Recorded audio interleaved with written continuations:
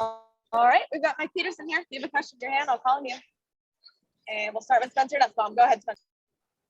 Hey, Coach. How are you doing today? Good, Spencer. And you? I'm doing well. Excellent. I wanted to ask, obviously, about Kennedy. Is there any sort of minutes restriction on her tonight, and what do you kind of expect to see from her? No minutes restriction. She practiced really good.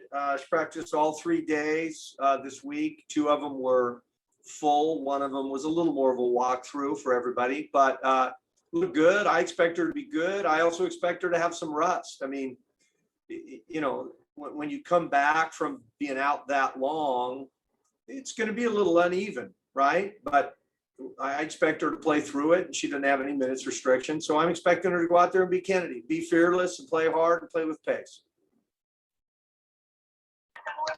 Spencer, you can keep going. It's okay.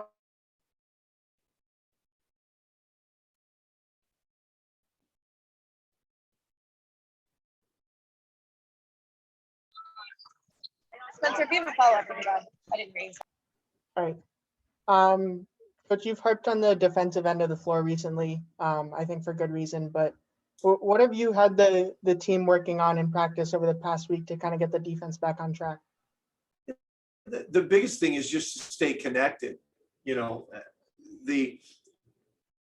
our fluctuations in roster and lack of practice time in terms of the injuries, right? I mean, we will not have had what was projected to be our starting lineup ever in a practice or a game until after the Olympic break. And so there's a connectivity on defense that you need, and we're still working on getting that, frankly.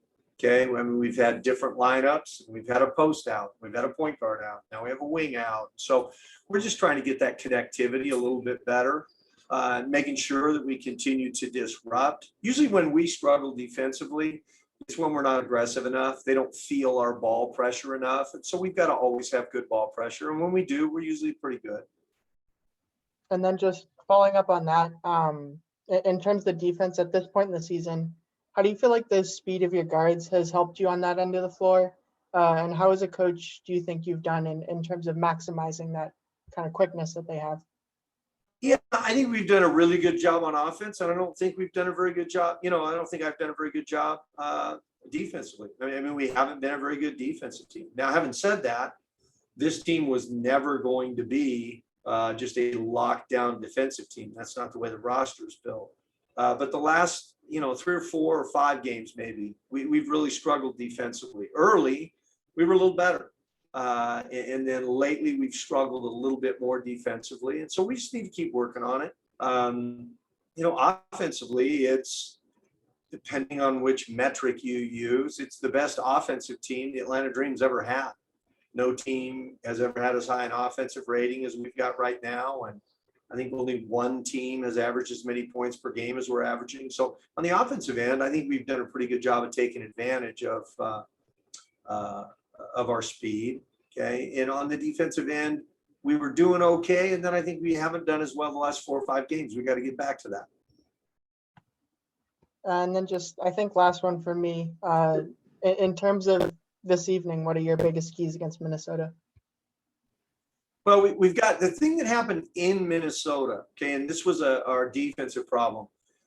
They just got too many points off turnovers, and we've been very good there. We have, for the pace that we play at, we have not turned the ball over much.